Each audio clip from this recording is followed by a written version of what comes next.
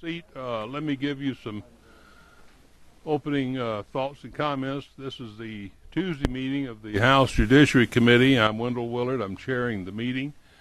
And I see we have two fine judges with us today.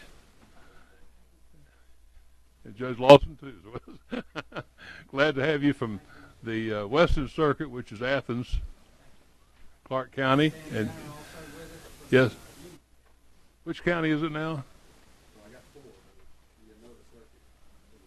All right. We're glad to have both of you today. Anyone else from the judiciary attending with us?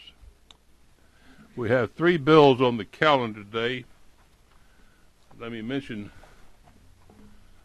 those particular bills. We're having House Bill 757, which is referred to as the pastoral bill. Then we have my bill, which is House Bill 762, which deals with the disposal of aborted human fetuses. And then we have House Bill 849, which is referred to as the Georgia Civil Rights Public Accommodations Act.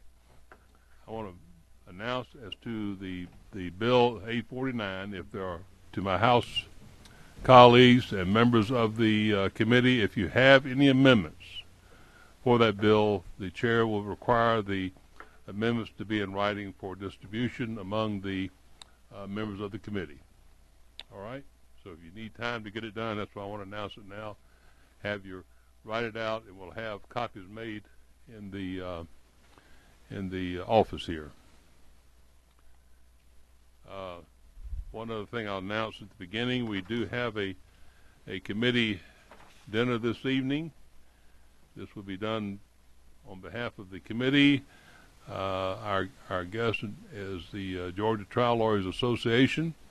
This will be at Kevin Rathman Steakhouse beginning at 5:30, assuming we're through by then, and dinner at 6:30. So I hope everyone can attend that particular meeting. This time the chair will call House Bill 757, Representative Tanner. Representative Tanner, please come up and have a seat if you would. If you have anybody you want to bring with you, they're invited to also attend with you. And if you would please speak into the microphone. Thank you, Mr. Chairman. I'll go through my comments that I made at subcommittee and then talk about some specific changes in the substitute you have before you, and then be glad to answer any questions. We're on LC 256566S. Mr. Chairman, as I told the subcommittee, House Bill 757, the Pastor Protection Act, is simple reaffirmation of our bedrock principle of separation of church and state. As we see in our foundational documents, both in the Bill of Rights and the U.S. Constitution and the Georgia Constitution, we have never wanted government to infringe on closely held religious beliefs. As you know, the U.S. Supreme Court changed the country's legal definition of marriage last summer. Whether we agree with that decision or not, it is now the law that we live under in the United States. What we seek to do through this bill is to reassure the faith community, particularly members of the clergy, that the state government has no intention of requiring ministers, priests, or other clergy to violate their faith by performing marriage ceremonies that are not within their beliefs. Many have commented that this protection is already provided by the United States Constitution. I would agree with that interpretation. That said, there was unease expressed by those who have served God their entire lives that a day might come where the government would try to compel them to violate their sacred oaths. The first section of this legislation makes clear in our statute that no member of the clergy need fear that in Georgia. It's that simple. Section 2 was added as an extension of that principle of separation of church and state. Some businesses, particularly small, closely held businesses, purposely close their businesses on the sacred day of rest, be it Saturday or Sunday. We want to ensure that business owners know they will not be compelled to operate their businesses on one of those sacred rest days.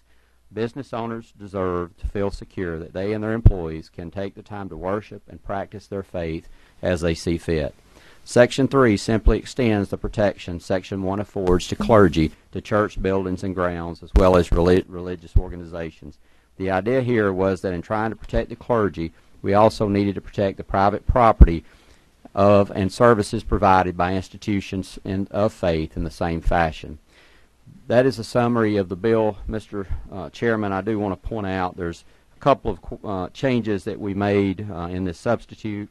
Number one, and Representative Fleming had brought up at the last subcommittee meeting that there was a need to look at making sure that we were protecting from civil litigation for someone suing a pastor for refusing to perform a ceremony against their faith. We addressed that in lines 21 through 24 of the legislation. We also made it clear in lines 47 through 49 that we're talking about an event, that no religious organization shall be required to rent, lease, or otherwise grant permission for property to be used by another person for an event. Just clearing that up, Mr. Chairman, and making it clear what we were talking about. Mr. Chairman, those are the changes, and that's the legislation. It's very straightforward. I'll be happy to answer any questions, but I would ask for your favorable consideration of House Bill 757. Thank you, sir. Let me mention to the committee we are working off LC 256566S, which is different than what is stated on your sheet, which is 256565S. There was some nominal changes you mentioned. So what we have before you is really a committee substitute of the bill. The change was made based upon, frankly, some of the comments that I believe we received from Ms. Evans earlier to clarify portions of the language we had, and so we were using that as the beginning document. We have comments now. Do we have anybody who wish to question the presenter? You do, Mr. Rogers. Just a quick question. The part where it says that we are not going to stop somebody, or if someone wants to close their business on Saturday or Sunday, that we want them to be able to do that. The question I have is if it's the reverse, and the employee says, I don't want to work on Saturday and Sunday because that's the day that I worship. Can they be fired for doing that? They could be, yes, sir. Why would we not want the protection to go both ways? Well, because that employee has a choice of where they work and where they go to work. In this particular case, it would protect the business owner and the business, but if someone took a job working at a business that was open 7 days a week, then they would have to work Saturday or Sunday, depending on what their employer said. May I add to that, Mr. Rogers? Bruce? I think that's not the case. I believe a person can be employed with the expectation in the beginning that they do require certain times off for their religious holidays or days they recognize for the worship.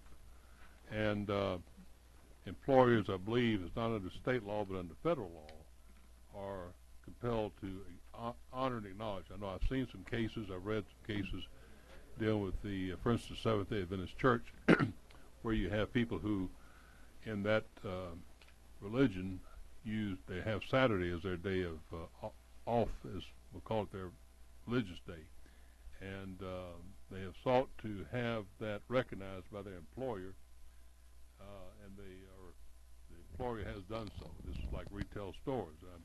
I remember a case I read just this past year, coming through the Georgia courts on this point.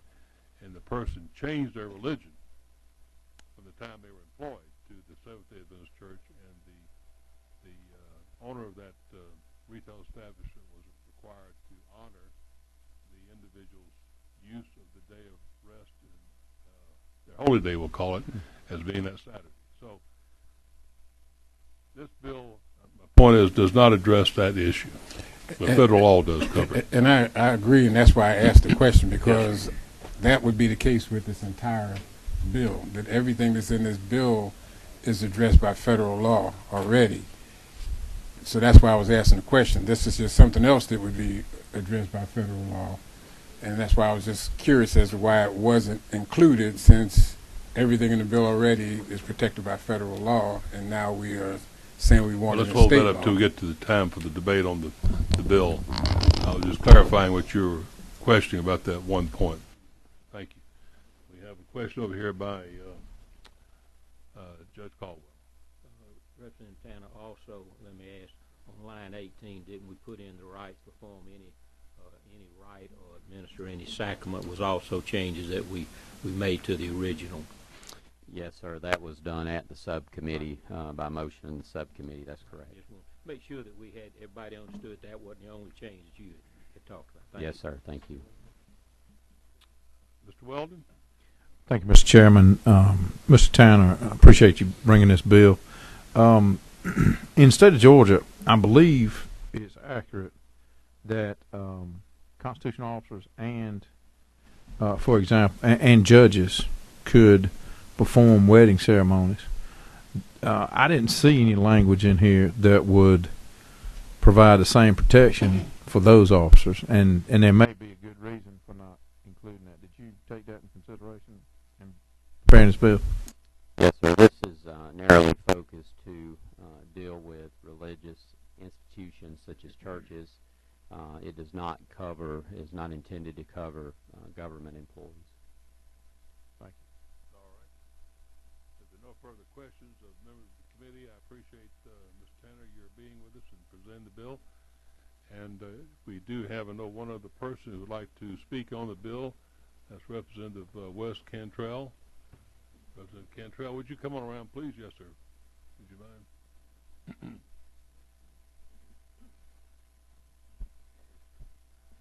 Thank you, Chairman Willard. I appreciate the opportunity to speak today.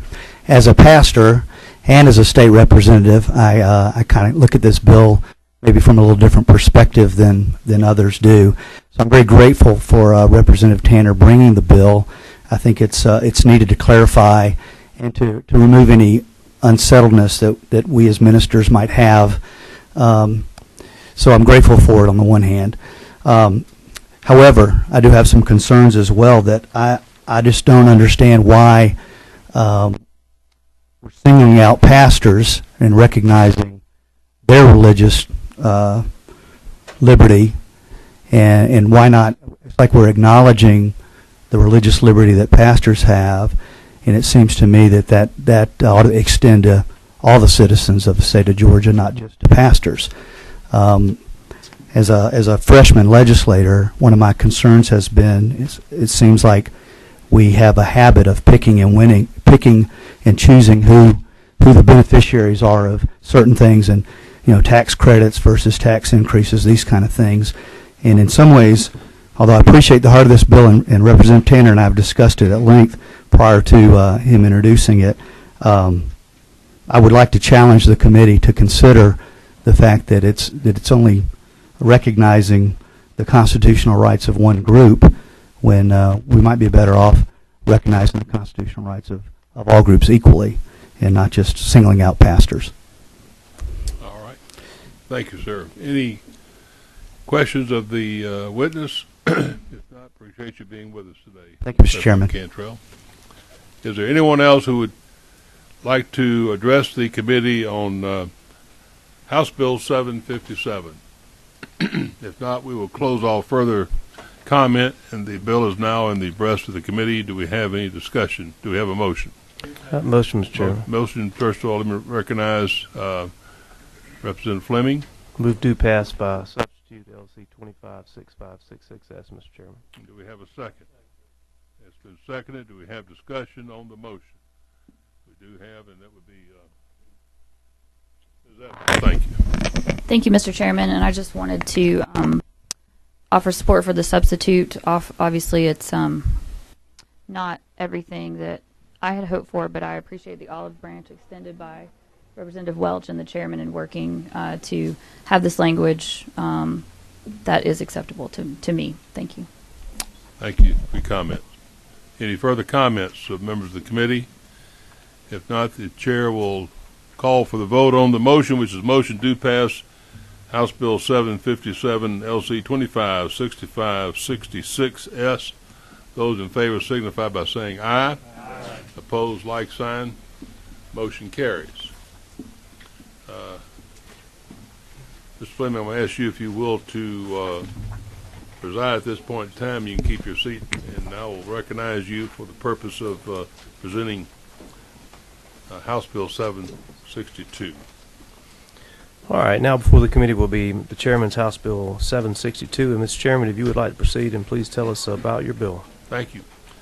Members of the committee, the bill that you have before you was one that, to give you the genesis of it, back this past summer we had a good bit of publicity that came out regarding the potential sales of what we call aborted tissue, fetuses, and out of that information I had several of my constituents call me addressing concerns that the laws of Georgia, were they sufficient enough to stop this from happening in the state. I expressed I felt they were, and after going through a couple of these conversations, I said, I better just take a good strong look at the law and be sure that what I'm saying is in fact the case. In doing so, I came to the realization that no, we do not have as closed an area in the law of Georgia as far as our policy that would prohibit the transfer for value of an aborted fetus tissue.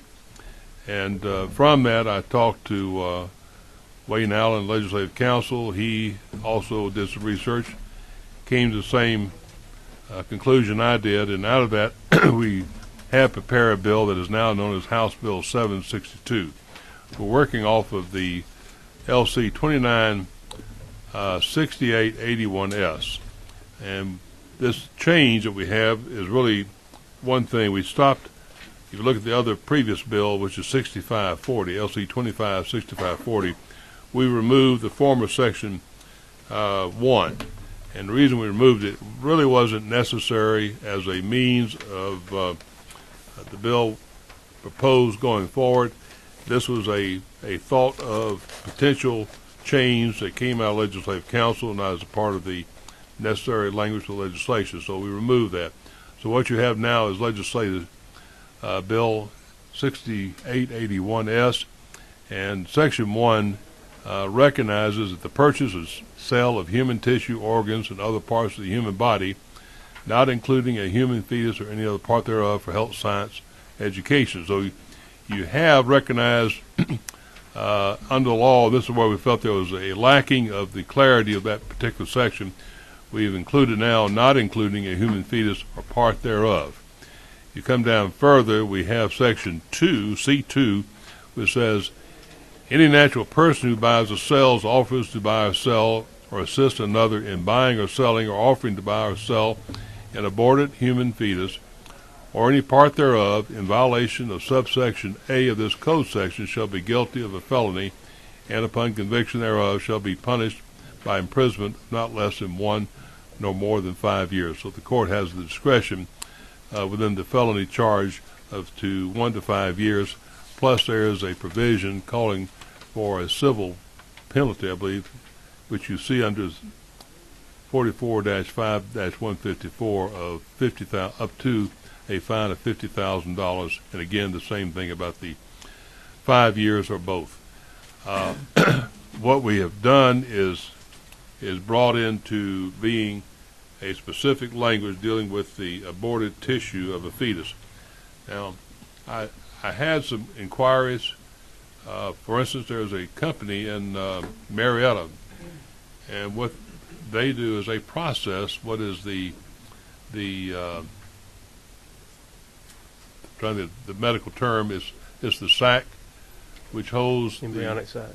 The what? Embryonic sac. It's all the embryo. It starts with a P. Placenta. Thank you.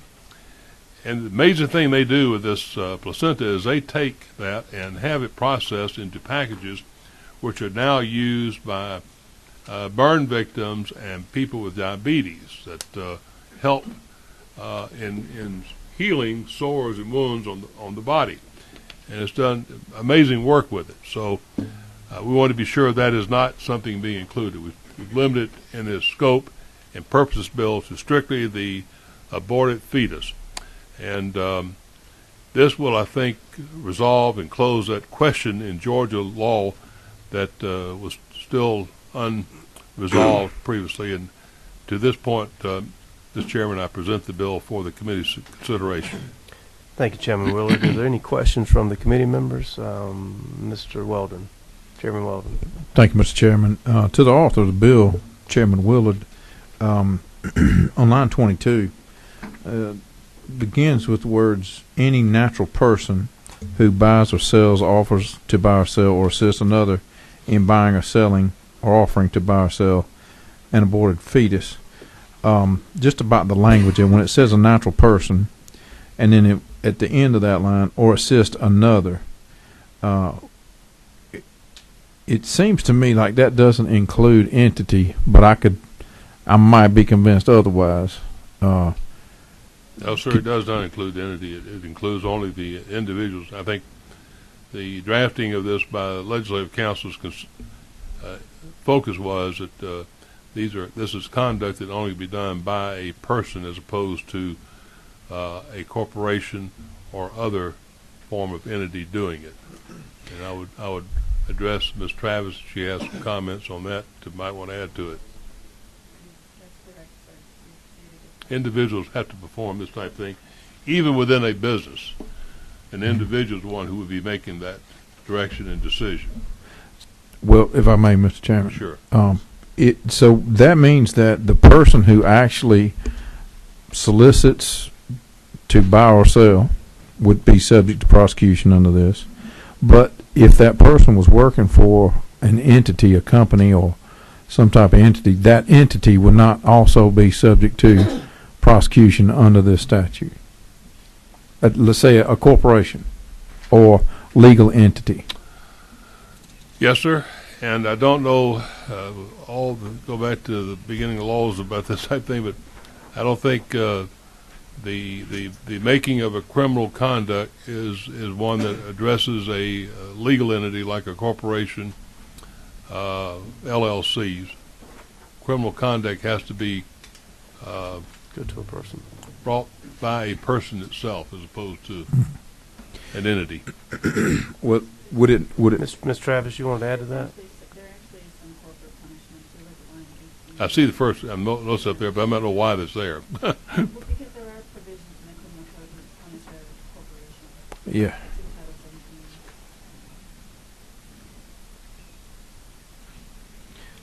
Convicted violating So Section A. The way this is set up, if a corporation does this conduct, it's 1 to 5, and 5 not to exceed 5,000. Individual does it, it's 1 to 5. All right, so it says as to violating of subsection A. I'm not sure what subsection A addresses Well, if I in could. that code section. Go ahead, Mr. Chairman Walden. Okay, if I could direct this to Absolutely. council. Ms. Travis, if we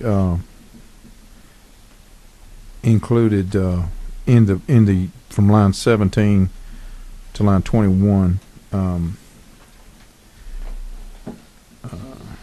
I guess on line 18, where it says any person, firm, or corporation convicted of violating subsection A, if we put or well, I guess that's C2. Okay. I think you're doing a 22, Yeah. section 2. This is subsection C2 right here, so this applies. C1 will apply to. Will it apply to 2 if there's a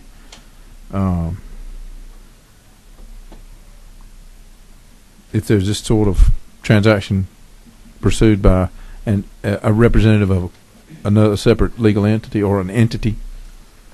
Would the felony prosecution be available for that? All of the penalties that are saved here are felonies. And would that be, if an entity or, for example, corporation or other legal entity other than a natural person, say if I was working for a corporation and I was soliciting this type of business, could I be charged and also the corporation be charged? I think that would probably be up to the prosecutor to depend on the facts. It certainly seems within the realm of reason. And, well, I guess what I'm asking is it available to the prosecutor to charge the entity under this subsection? Under paragraph 1, C1, yes, ma'am. that's the way I read it. Okay. Thank you. That takes care of my concerns. Thank you, Chairman Weldon. Any other questions from members of the committee? Ms. Oliver, is that your light? Okay. Ms. Oliver. I don't remember, and you can clarify, what is the exact overlap with this proposed state statute and the federal statute on this matter? I haven't looked at what is the overlap. The purpose of this was just look at our own Georgia law and the fact that we felt there was a opening in this issue. But did not look to the federal law as being a guidance. You have certainly conduct that may be criminal conduct in Georgia, taking place in Georgia, that may fall outside the federal law. Thank you, Ms. Oliver. Chairman Welch. Thank you, Mr. Chairman. Chairman Wilder, would you, and this may be more discussion after there's been a motion, but in line 20, would you be willing to consider doubling the fine there, since we are talking about corporate entities that may have significant revenue sources? As far as the fine itself being more than $5,000, I'd be open to whatever the committee's wishes are in that area. I think I'm trying to look at the actual punishment under the second part, though. 1 to 5 years is what we came up with, comparing with other type of conduct that's considered criminal. And I agree with that time frame for imprisonment. It's just the corporation. I'd like to have a little bit stiffer penalty on the financial Your side. point there is that a person can be put behind bars, but a corporation has to be hitting their pocketbook to be punished for what they've done wrong. Correct, Mr. Chairman. Yes, okay. Yeah, absolutely. Any other questions of Chairman Willard at this point regarding the matter? All right, do we have a sign-up sheet on this one, Mr. Chairman? I haven't seen anything Okay. here. All right. Oh, we have one over here. Question. Representative Rutledge.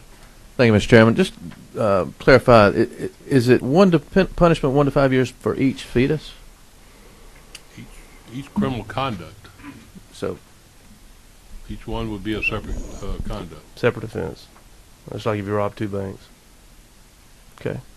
All right, any other questions of the committee before we move on?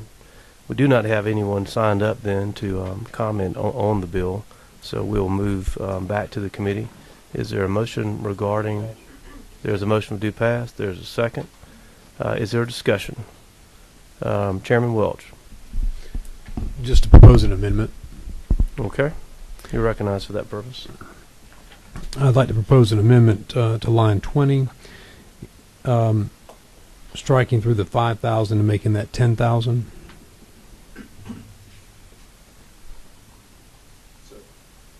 There's a motion. There's a second. Any discussion on that motion to change on line 20 the figure 5,000 to 10,000?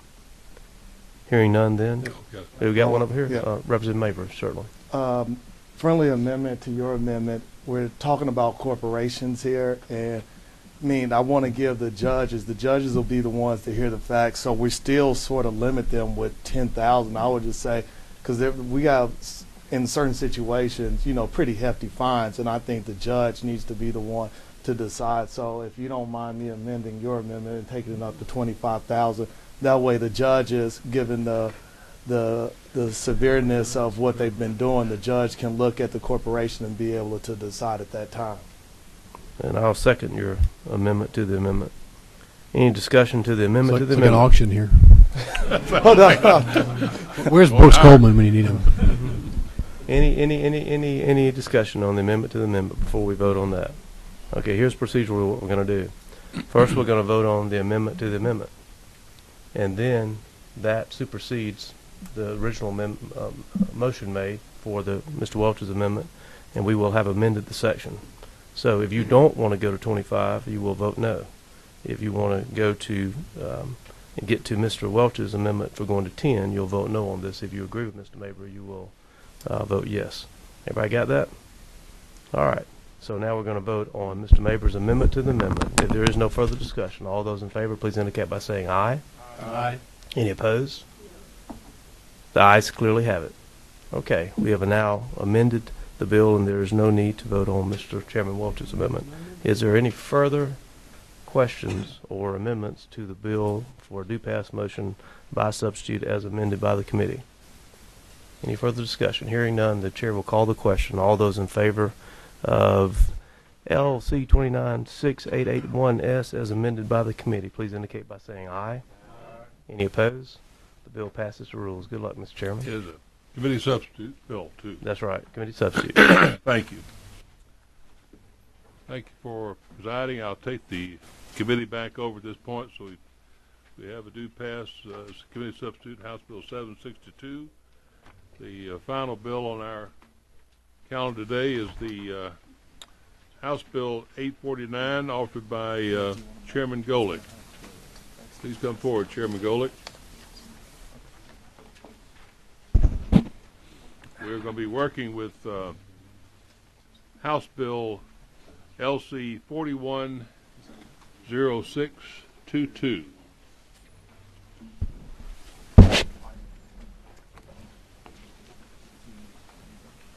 And that will be offered, I believe, as a committee. Let me back up. Which one is this is the latest, 69, okay. My mistake. Let me back up. 0622 is the one that came out of subcommittee. We're actually going to be working with LC 296917S, which has had some modification, not becoming as a committee substitute by Mr. Golick. Go for it, sir. Thank you, Mr. Chairman, members of the committee. House Bill 849 creates a state-level public accommodation law, whereas right now Georgia does not have such a law. Public accommodation law, as we see in the Federal Civil Rights Act, goes to the area of public accommodation: hotel, restaurants, movie theaters. I believe there's a reference in the Federal Act to soda fountains. Of course, that's a somewhat dated term. Basically, public venues, for lack of a better term, and prohibiting discrimination against individuals in those particular areas and those public accommodations. As I said, as part of the Federal Civil Rights Act, public accommodation is part of that federal law. We have never here in the state of Georgia had a public accommodation law. We are one of 4 or 5 states that does not have such a law. This would go ahead and create such a law here in Georgia, a state-level public accommodation law. The way the bill was introduced and passed out of subcommittee, and I thought the best way to address it was to start with the base of what's currently contained in federal law, and then obviously the committee could do or not do as it saw fit. I want to be very clear that I don't see this as some sort of rampant problem in the state of Georgia. I think it's situations like this are few and far between. I'm certainly not aware of it personally. That doesn't mean it doesn't occur. I'm sure it does occur, perhaps, though, and hopefully not with any real frequency. That being said, if on the extreme off chance that something like this were to occur, that an individual were to be discriminated against based on their race, color, creed, national, or their religion, the only avenue that an individual would have in the current framework is to go ahead and go the federal route, which could be time-consuming and expensive. This will set out a already established procedure with the Georgia Commission on Equal Opportunity on a more administrative level and a more expedited schedule, so that they could go ahead and get their situation resolved quicker, I would think cheaper, and more efficiently. That's really the main consideration. It's a practical one. It's a procedural one. And with that, I'll be happy to answer any questions if there are any, Mr. Chairman. I would say, just to make sure it's clear, the procedure that I have in here for a complaint, the complaint review process by both the commissioner, by the director of the agency, and by the commissioners on the board of that agency, mirrors the current process on the employment side. I didn't want to reinvent the wheel. I wanted to keep it simple, predictable, known to the business community, so there was nothing new, and have it be as seamless as possible. So clearly on that point, we have an existing commission, and you're providing to them an additional area of responsibility. Yes, sir. All right. I think we have that. Mr. Trey, that yours? Yes, sir, Mr. Chairman. All right. Thank you, Mr. Chairman, Chairman Golick, for being here with us. Do you feel that this will create an increased workload for the commission? I think it's what I'm making the intuitive assumption of is that these cases will be very few and far between. I hope that, and I think that really is a reasonable presumption. Just on raw numbers, will it have an increased workload? Yes. The question is, to what degree? My sense is that, the agency, not having heard otherwise, is able to absorb it within its current structure. But I'm willing to be educated otherwise if that's the case. I think we have to sort of just wait and see. My understanding in looking at this is that it would be more workload and that they would possibly have to hire several new people to work. And I got a figure estimated of possibly $200,000 increase to their budget.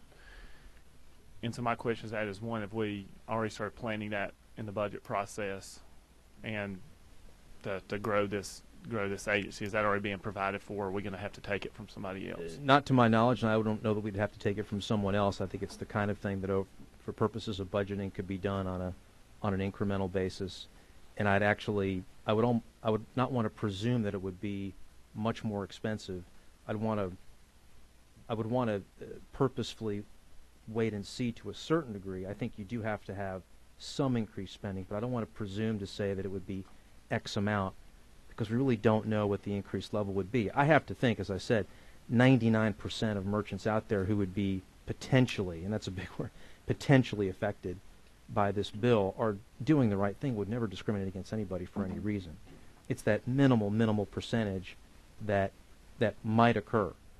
And then the question is, well, if that does occur and if there is a complaint, and that's an if, then what's the cost of adjudicating that complaint?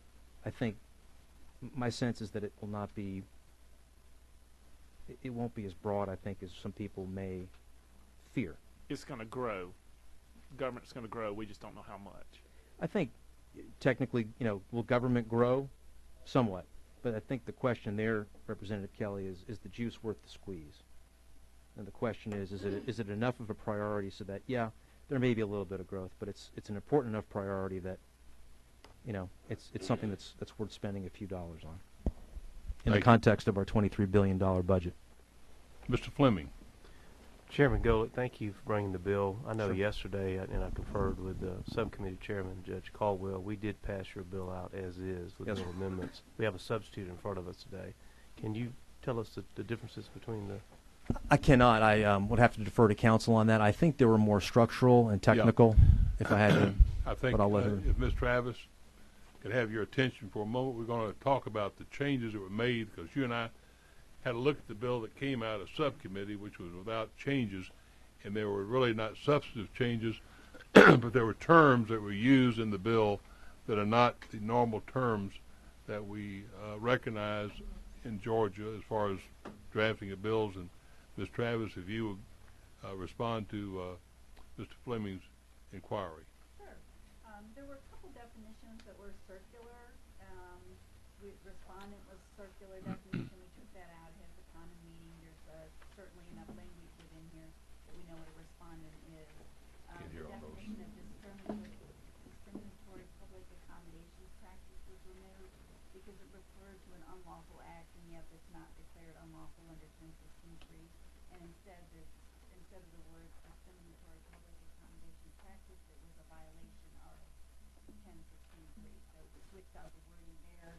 The terminology, Board of Commissioners. Where are you, Ms. Travis? I'm looking at 41. Line 41? I'm sorry. I'm looking at LC 41 in the definitions on page 2. I'm trying to tell you what's been removed. Oh, I got it. You okay, we take stuff out. I got you. Okay. All right. So if you look at the definition of Board of Commissioners on line 31, you see that it's the board that's created by 45-1923 or panel of 3 members. In one location in the bill, it referred to the panel of 3 members and the Board of Commissioners. That was redundant. It required that panel to have a lawyer on it, so the language is replaced that required a lawyer, but to take out the redundant language. There were 2 provisions in here, and I can spot them if you want me to try to get to that specifically. but where there was criminal penalties for false swearing, but yet the code section wasn't mentioned, and so we put in the false swearing. That's fine. There was the way this is set up is it deals with a person. In this context, a person is a natural person or an individual person. When we refer to that in an individual capacity, we say a person who. When we refer to it as an entity completely, we say a person that. A bunch of who's were changed to that. That's Who that? So basically what you're saying to us, as usual, you cleaned up what we started. You did. Thank you very much. Is that Mr. Powell or Mr. Powell? I've got a couple of questions, and the first one is why. There's already a federal law, so if I am discriminated against, I have a remedy currently. Is that correct? Yes, sir. Can I bring that action in either state or federal court, or am I limited to federal court? I think the route is to go through the EEOC, I believe, and then I would imagine that there'd be a route in federal court as well, or perhaps there's a route directly to federal court. I don't practice in that area, and don't pretend to. And I would again readily acknowledge that there is a existing federal law. I think it's really more of practical expediency that if there is on the off chance that there is a situation that would warrant attention, the question is, would a party need to go the federal route, or would there be a more expedited, practical, inexpensive route on the state level? And that's what this bill would seek to provide as an option, again, on the off chance that there would be a violation. So I guess my question is, and sort of maybe to echo what Representative Kelly was talking about, if there's already a remedy, and if we're talking about an off chance that the federal remedy would not be satisfactory, beefing up the commission and providing extra staff and increasing the size of government, is there that much of a need for this legislation if there's already a federal remedy? Well, that goes to the issue of just how much beefing up would there really how much beefing up would there really need to be. And I couldn't sit here and tell you, well, because this is now going to be an option, there's going to be, X number of complaints. Okay. Will there be some complaints? Sure. I think intuitively we have to assume that there will be. I don't presume that there would be a floodgate, simply because, again, 99-point-something% of, people who would be involved in this are, they do the right thing. But every now and then there's going to be a hiccup in the system. Okay. My second question is, and I'm not an expert in this area because I don't practice in that area, but my understanding is under the Civil Rights Act that one of the protected classes is discrimination on the basis of sex, and yet I see that is not in here, and I would question why. Yeah, I appreciate the question. Originally, the thought was, and my assumption was when it was originally drafted, that sex actually had not been an originally included. I had an exchange with some people on a more academic level, and sex, I don't believe, was originally included, but it was included later or immediately thereafter. That being said, my very, very lately understanding is that sex is included in the 45 or 46 states that do have a state public accommodation law, and that's not something certainly that I would object to if the committee were to see fit. All right, then my third and fourth questions are basically procedural. Okay. I noticed that in the court provision, like if I'm going to appeal from a commission decision, that happens in either the county of my residence or I think maybe the victim or whatever the complainant's residence, which is of concern to me because I'm in extreme South Georgia, a long way from Atlanta. So I see that is addressed as far as court. But my question is, if a complaint is made against a restaurant in Camilla, Georgia, or a hotel in Camilla, Georgia, I think we have motels in Camilla, Georgia. But if we have a complaint against a motel, Is that respondent going to have to go to Atlanta to appear before the commission, or can this bill be, I guess, amended to provide that the commission's got to go just like the court would have to be? Two things. The first is that, the provision in the bill, just because there's a complaint, does not mean that the director will go, or the administrator, I guess, under the bill, can make do a review, and if there's nothing there, can dismiss the complaint, and that's it. If for some reason a proceeding is necessary, I very purposefully asked the drafting legislative council, council who drafted the bill, to mirror the provisions, the administrative procedure provisions that exist on the employment side, so that there would be no reinvention of the wheel from a procedural standpoint. That being said, I defer to the committee, Chairman Powell and Chairman Willard and the rest of the committee, on if there's a better way from a logistical standpoint on the process of who has to go where and when. I completely defer to the committee on that. I just really wanted to keep it simple and mirror the process that exists right now on the employment side, and that was my motivation. Well, for people who are like 200 miles from Atlanta and who may be small business people, I would certainly want them to be able to have a hearing close to home. I completely defer to the committee's wisdom on that, certainly. And then my last question is, we are all aware, I think, that there are public accommodation ordinances in local governments throughout the state. Is it your understanding that this would preempt those, or that those would be, as long as they don't necessarily conflict with this, that those would not be preempted? In other words, this is a floor, not a ceiling. Right, exactly. This is a floor and not a ceiling. The bill, as it's in its current form, unless the substitute has changed it, my understanding is that it does not preempt any local ordinance. Okay. Thank you, sir. Thank you. Ms. Taylor? Ms. Taylor Ways, all right. Any further questions by members of the committee of the presenter? If not, we will ask if there's any others who wish to address the committee on House Bill 849. Anyone in the audience wish to address the committee? We haven't had a sign-up sheet signed, but we'll welcome your comments. If not, we will close off further public input, and House Bill 849 is in the breast of the committee. We're working on LC 296917S. Recognize Mr. Fleming. Move to pass. Substitute 296917S. As a committee substitute. Thank you. We have a motion to pass. A second? Second. It's been seconded. Any discussion on the bill? Mr. Taylor. Mr. Chairman, I'd like to propose an amendment to the current substitute bill. All right, State, you have your amendment in writing? Yes, sir. Let's get them passed out so we can see it specifically.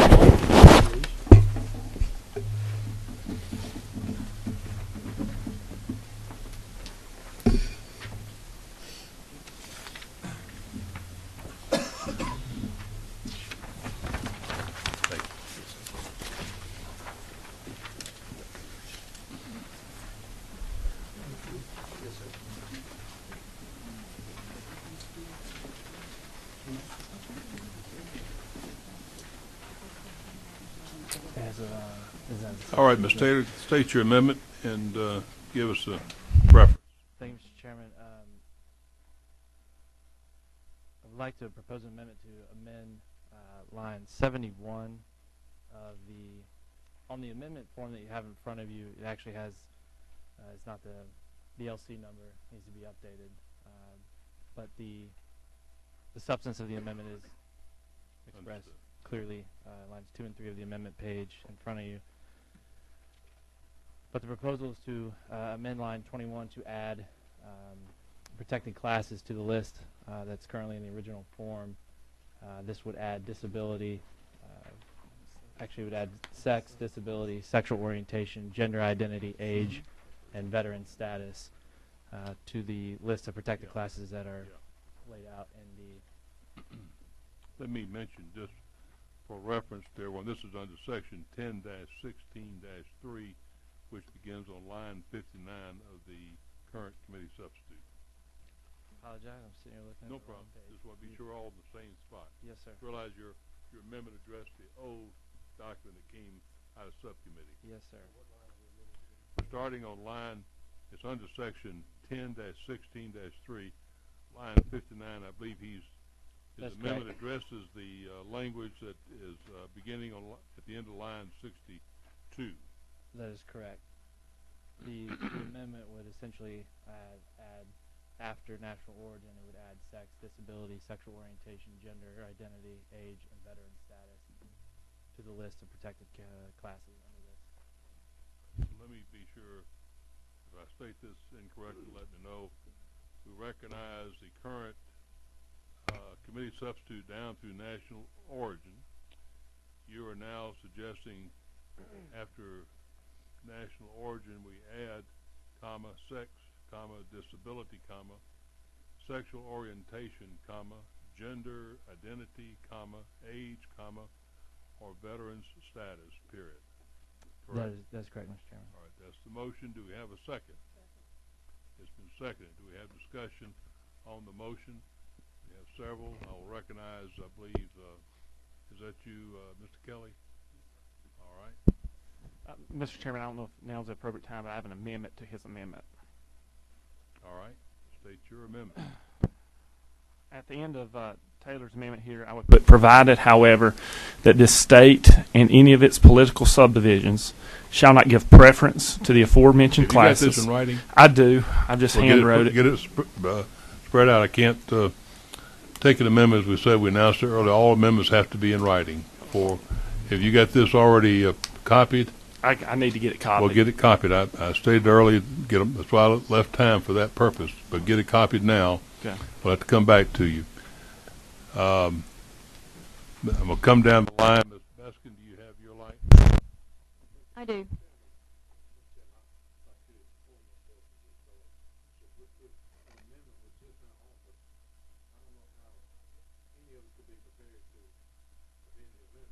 Well, you got a point. You got a point. Amending the amendment. You do have it written out, though, correct? Let's go ahead and we'll wait. We'll wait on that. Preference of the committee. We'll wait on it. We'll stop further discussion and deliberation until we get the amendment back.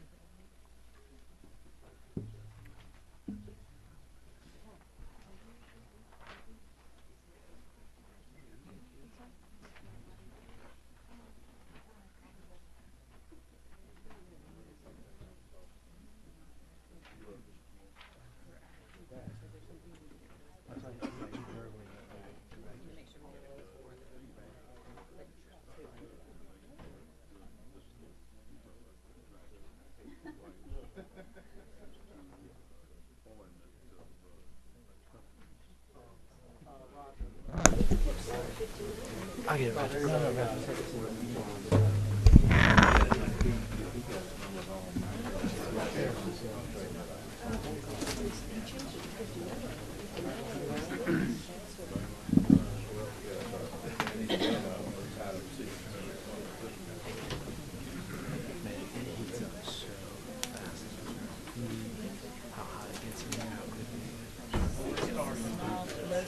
We deal with hot issues.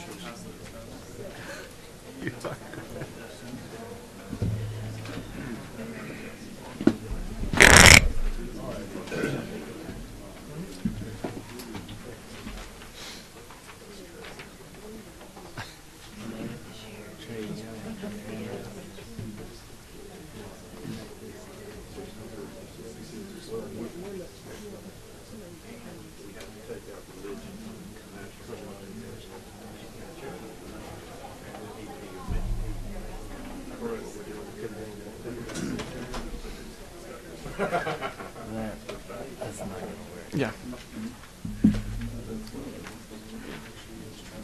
All right, Mr. Kelly, I think we all have a copy. I want to ask everyone to speak into the mic clearly because Where do you add we do this? have So you semicolon it and then. members of the public who are listening in either through your television or the meeting room upstairs. So Yes, sir, Mr. Chairman.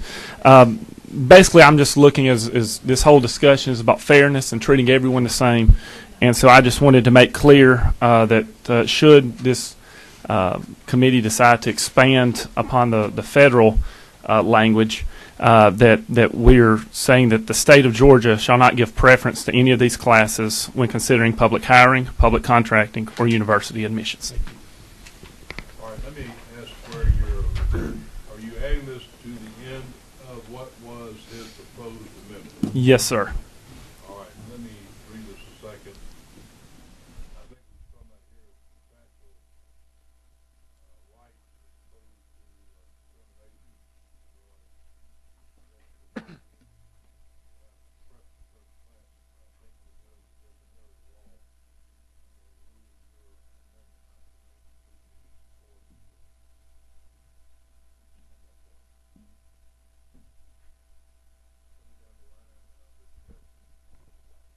Yes, thank you, Mr. Chairman. If this is the appropriate time, I too have a proposed amendment to the amendment, and if we can pass it out, that would be great. I did have it typed up, but it would simply be taking Representative Bennett's amendment and putting a period after the word sex, so deleting the disability, sexual orientation, gender identity, age, or veteran status, and then having 5 protected classes to include race, color, religion, national origin, comma, or sex. And my reason for that is that, as we talked about earlier here, under the Civil Rights Act of 1964, sex was a protected class. I do have some handouts here, if the chairman will let me pass these around, which show that of the 45 states that currently, thank you, of the 45 states that currently have public accommodation laws, every single one of those states has recognized sex as a protected class. And so with that, Mr. Chairman, I would move to amend the amendment to make sex a protected class. Second. Proposed amendment to the amendment and seconded. We have discussion on that amendment. I've got several lights on that. Raise your hand if you wanted to address that particular point. Yeah. So I just want to be clear: is that we're kind of you're just adding sex at the end of national origin and what's in the committee substitute version, correct?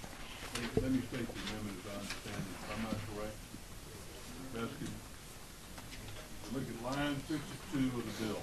We have at the end of it base of race, comma, color, comma, religion, and after religion, after comma, sex, comma, to insert sex, comma, Yes. or national origin. That's correct, Mr. Chairman. All right. That's the statement of the amendment. Further questions, Mr. Bennett? And so this would exclude age, gender identity, sexual orientation, disability, and veteran status. Your amendment would exclude those under what you're proposing. My amendment would not specifically include those. Okay. It would not create a protected class. It would limit it to creating 5 protected classes, including race, color, religion, sex, and national origin. All right. Any further questions of the amendment to the amendment? Raise your hand if you do. You have again, I'm sorry. And Ms. Oliver. My questions are primarily procedural. At the beginning, I wanted to be clear that Mr. Taylor intended to amend 296917S. For the record, I want that to be clear. And I believe the chairman had said line 59, his amendment would begin, but I believe his amendment begins on. Section that began on line 59. Second proposed law, which is 10-16-3, but his amendment actually begins with line 63. Yes, sir. And now to go to more the substance of the Ms. Beskin's amendment to the amendment, is it accurate that you intend for state employers to be allowed to discriminate based on disability and sexual orientation? You asked me, Ms. Beskin. Yes, sir. Ms. Beskin. No, that is not my intent. My intent is to amend the proposed bill by inserting the class sex. Do you agree that the impact of your amendment would be to allow state employers to discriminate based on disability, sexual orientation, gender identity, age, or veteran status? Because I don't practice that kind of work, I don't have really the knowledge to respond to that question. Further discussion on the proposed amendment to the amendment. Mr. Rowland. To the author of the bill, Ms. Beskin, the law just brings Georgia law into parity with the federal law, and is that your intent here, to add, when you add sex, it brings it into parity with that? I would say that's a fair assertion. Okay, all right. And it's not that you're precluding anyone from having, or any entity from having policy not to discriminate on any other basis, including what's in the proposed amendment by our fellow member. Mr. Taylor, thank you. I think that's Representative Bennett. Taylor Bennett, excuse me. Got two last Bennett names Taylor. there. Taylor Bennett. So you're not in encouraging anything. You're just saying, look, you can't discriminate on the basis of sex.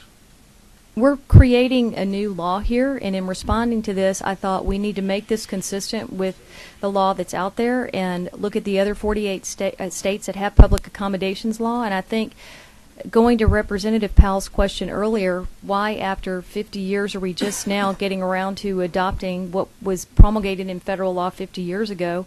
But to the extent we're doing this now, to me it seems to be the right thing to do, to recognize the class sex in this. And it's the least, I would say, it was what I could do, and I'm certainly not intending to enlarge any discriminatory actions or causes of actions or rights on employers. And as we said earlier, it doesn't preempt all the municipal statutes that are out there protecting other classes that have gone further than this. Thank you. Any further discussion? You raise your hand as to Mr. Bruce. Bring your mic around. Thank you. Yeah, I just want to make sure I'm clear, okay? And I confess that I'm not a lawyer, but I'm looking at the original amendment, and the original amendment includes sex and national origin. That's in the original amendment. And if it is not your intention to allow discrimination for those other purposes, I'm not sure I understand what the point of your amendment is, since those sections those classes that you have are already in there. So I'm just trying to understand that you said that you're not trying to exclude the other ones, but by looking at this, that's what it looks like to me. My intent was to add one additional potential protected class under this public accommodation law, which is sex, to the 4 that were in the substitute we started discussion earlier. Okay, but is that not already included in the original? No. Okay, I'm looking at it. You mean the original bill or the other No, First I'm looking Amendment? at the original amendment. The First Amendment. Yeah.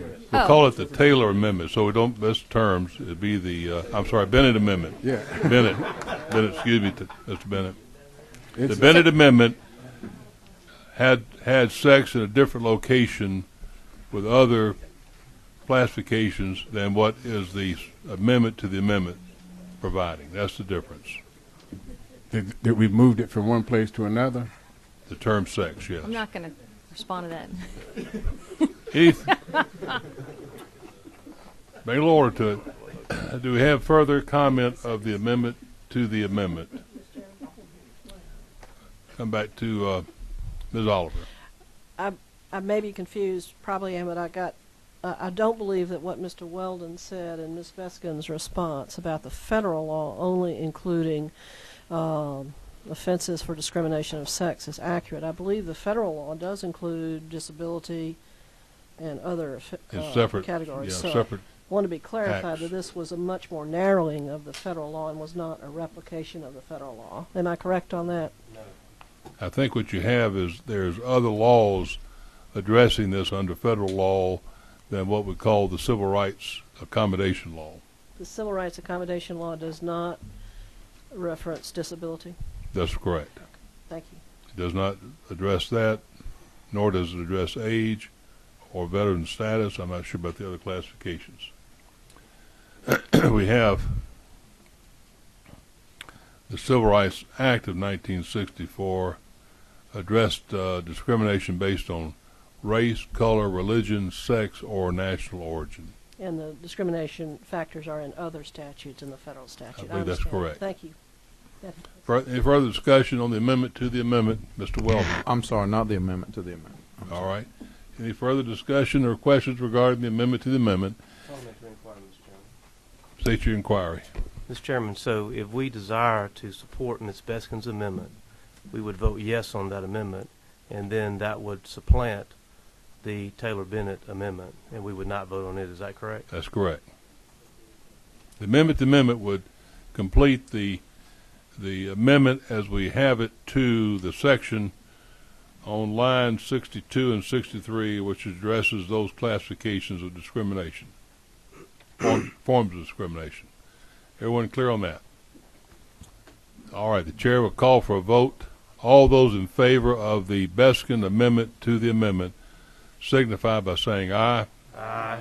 Opposed, like sign. No. The chair is uncertain. The chair will call for division of the committee. All those in favor of the amendment to the amendment, please raise your right hand.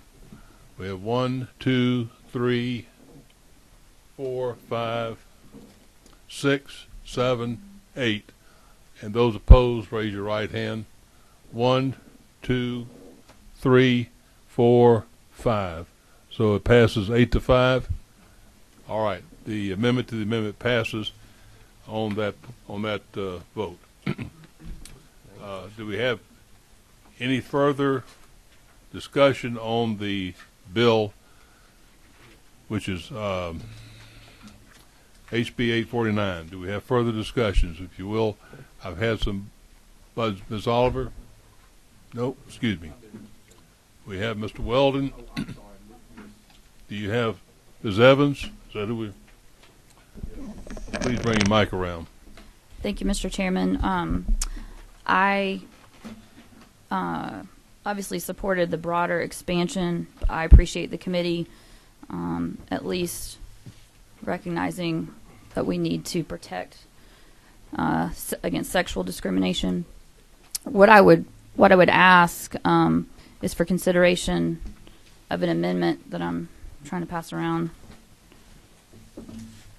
which would be to add a new section to create a study committee to have us look at what other categories we might need to add. And if you take a look at the handout that was passed around by Representative Beskin that talks about all the other public accommodation laws that exist in other states, you'll see that a lot of them, they do protect further categories. And I think it's incumbent upon us as legislators, even if we're not prepared today as a committee to add the additional categories that were listed in Representative Bennett's amendment, that we do recognize that it's important that we take the time to study that and potentially come back next year and add other protected categories. And I move that in the form of an amendment. Let me make inquiry, if I can, Ms. Evans, of our legislative counsel. Have you got a copy of what is being proposed by Ms. Evans? It is recognized as being setting up a study committee, a joint study committee, first of all, which means both houses. But the question I have, is this something that is done under legislation or by separate resolutions? Do we include study committees in effect, House bills or Senate bills? I don't believe I've ever seen that done. I don't either, that's what I'm asking. Parliamentary inquiry, Mr. Chairman. Parliamentary inquiry, Mr. Fleming. Mr. Chairman, I think you're exactly right. You have recognized the problem with this amendment is that we do create joint study committees in this legislature, but they go through a process of resolutions, not House bills, to be created by the House and the Senate. What you would in effect be doing is be inserting, I believe, a study committee into the code, which is not our practice here. Yeah. I would suggest that the right method to handle this would be for Ms. Evans to separately introduce a House resolution, whether it be joint or not, and follow this and that path. I'm going to have to say I agree, and I'm not going to recognize your motion, Ms. Evans, for that purpose, but I will honor the fact that you want to have a study committee, and I will pledge myself to support that if you want to have a resolution drawn up to that purpose. Thank you, Mr. Chairman. Mr. Powell. Bring your mic around. Okay. Yes, sir. Unless I missed something, we had an amendment, and then we had an amendment to the amendment, which we adopted, which means that we've now still got the amendment as amended on the floor, which I think we ruled that the fact that that amendment of the amendment would be resolving the entire amendment that was proposed.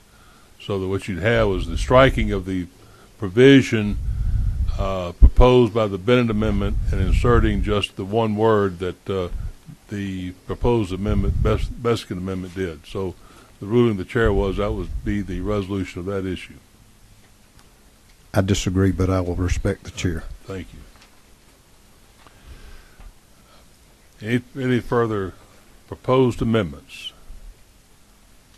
We have none. You can amend the amendment and still vote against the amendment as amended. All right. Any further discussion on the bill? I still have lights on. If you want to discuss it, just to clarify, Mr. Weldon, you want to have further discussion? Yes, I do. Chairman Powell brought up the issue about where the hearing would occur in the event that a respondent has to deal with this issue. And what I see, and I'm not as familiar as I'd like to be with, is on line 83 or 82 and 83. After giving proper notice and hearing to all interested parties, a hearing will be provided as provided in the Georgia Administrative Procedure Act. And I guess I think you're okay. Go ahead. That's the administrative procedure hearings that I've been engaged in. That there's a place in the county or a county adjacent there too, where the occurrence happened, and that's where I'm thinking of DUI ALS hearings. I would state that your concern would not be addressed under this section C. This is the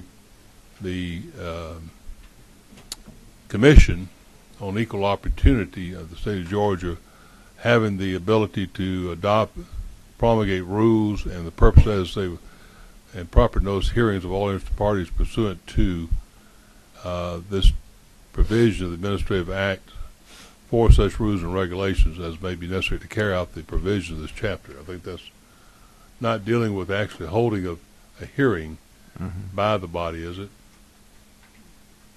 I mean, where you have a complaint filed, a complainant would be addressed by other means. Would those complainants venue be addressed by rules and regulations, Ms. Travis? It's not in the bill now. I think in line 208, this language is somewhat gets you there. I just don't know enough about the APA and the way to interact to get you there for sure. Conduct a hearing in accordance with this chapter. And then it goes on to mention that the tribunal can open the hearings, and then in the final order it has to do that in compliance with the APA and has the same powers. But it does not address where the hearing would be held by the commission or where venue would be, does it? I don't see that. I see on line 80 that the conciliation meetings can be held in the cities or localities where the alleged violation occurred. So I don't see a specific with respect to holding hearings.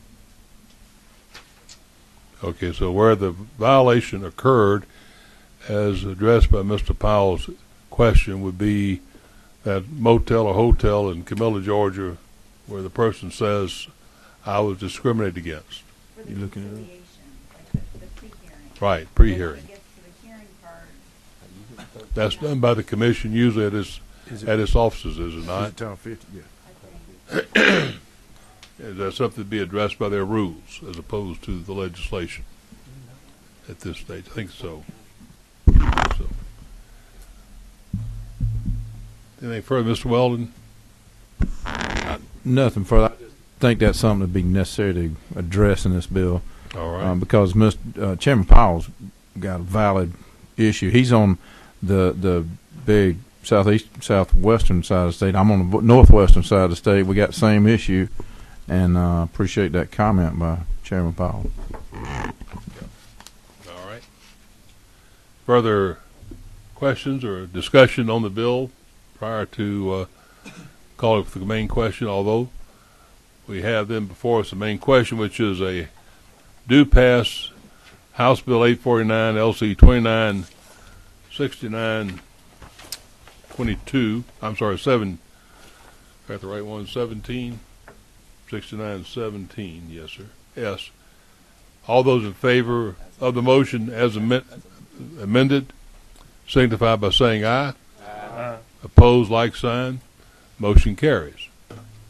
Thank you. That concludes the business for today of the committee. We appreciate your being with us, and we'll have another meeting probably this Thursday at 2 o'clock.